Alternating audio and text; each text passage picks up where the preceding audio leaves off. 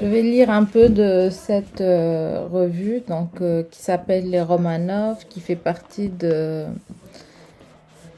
du Histoire et civilisation hors série Le Monde,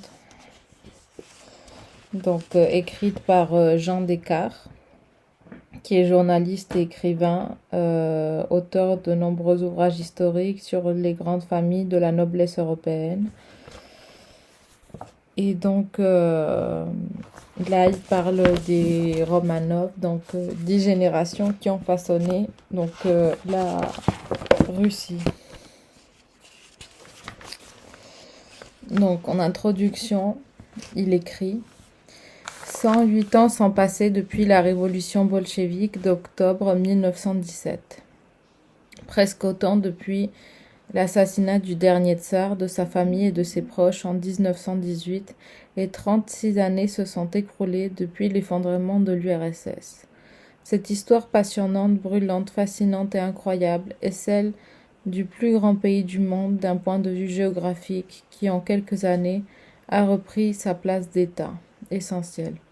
La saga des Romanov est consacrée à la dynastie qui a régné sur l'Empire russe pendant 3 siècles, de 1613 à 1917. Cette enquête, étayée par de nombreux voyages en Russie, tient compte des découvertes et des études récentes, parfois riches en remises en cause ou au contraire en révision, parfois même en réhabilitation.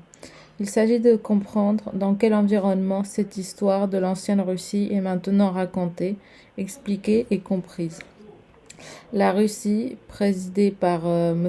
Poutine, n'hésite plus à mêler dans une même ferveur les souvenirs de la Russie d'avant la Révolution et ceux de l'URSS.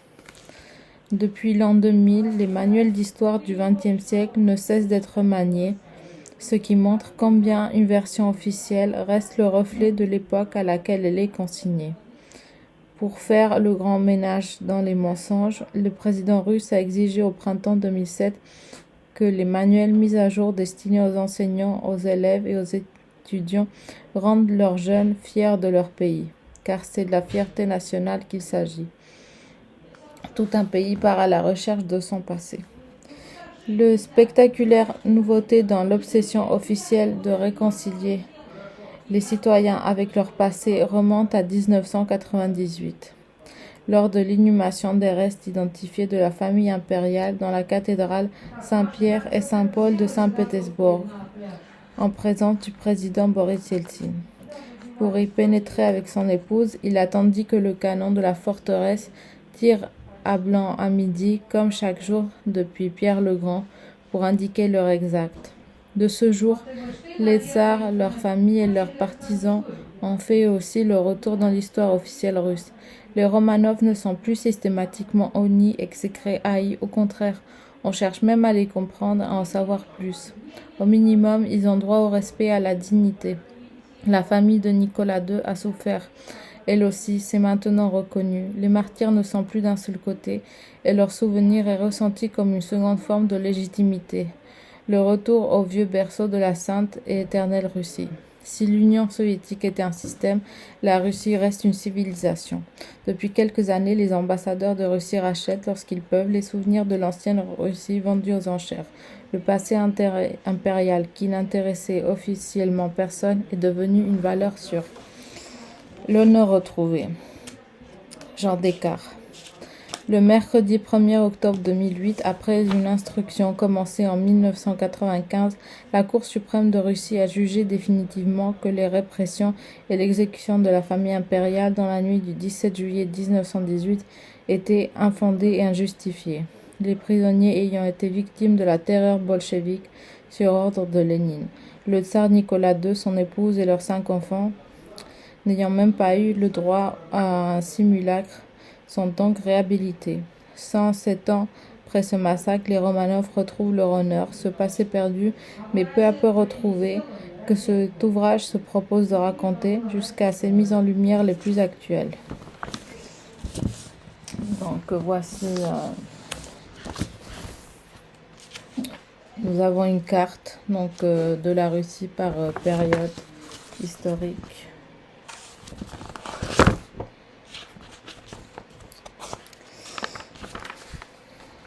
L'avènement d'une dynastie.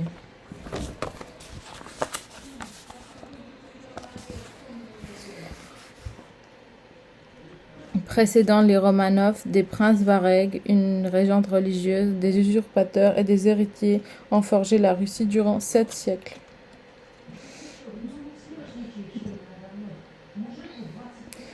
En évoquant la Russie impériale et pour désigner ses souverains, on ne mentionne en général que le seul nom des Romanov.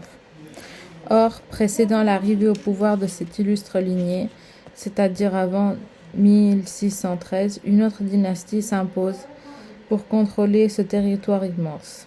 Avant les Romanov, pendant près de 7 siècles, la Russie forge une partie de ses bases comme la religion orthodoxe, l'alphabet cyrillique, le rôle prééminent de certaines femmes et l'importance d'événements étranges ou surnaturels. La Russie est d'abord un défi à l'espace. Si, comme le soutiendra Napoléon en histoire, c'est la géographie qui commande, la Russie en est un parfait exemple. Il faut se représenter une plaine sans fin, coupée par les monts Oural à moins de 2000 km de Moscou. La conquête de ces espaces et l'amour de la terre natale seront une forme de liberté et le point d'ancrage d'un futur patriotisme. Une civilisation du froid et du bois, puisque la forêt couvre les 2/3 du territoire. De ces temps lointains, on rencontre ce que les géographes nommeront les anti-ressources, c'est-à-dire un accès difficile aux mers, des distances énormes en fuseaux horaires, une répartition disproportionnée de la population. 46% des habitants actuels sont groupés sur seulement 15% du pays. 1000 ans avant l'ère chrétienne, des nomades venus d'Asie envahissent les steppes. Parmi ces peuples, les Scythes, installés au nord de la mer Noire, apportent une civilisation originale. Les premières tribus slaves s'installent entre 2 grands fleuves, le Vistule et le Dniepr. Du XIIe au VIIe siècle de notre ère se succèdent divers envahisseurs, les Goths, les Huns, les Avars, les Khazars, jusqu'à la mer Caspienne.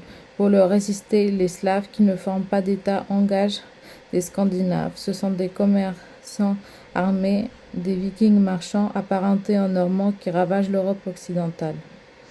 On les appelle les Varegs, mais on les nomme aussi les Ruotsi, d'un nom sans doute finlandais désignant des peuplades arrivées par le lac Ladoga au sud de la mer Baltique.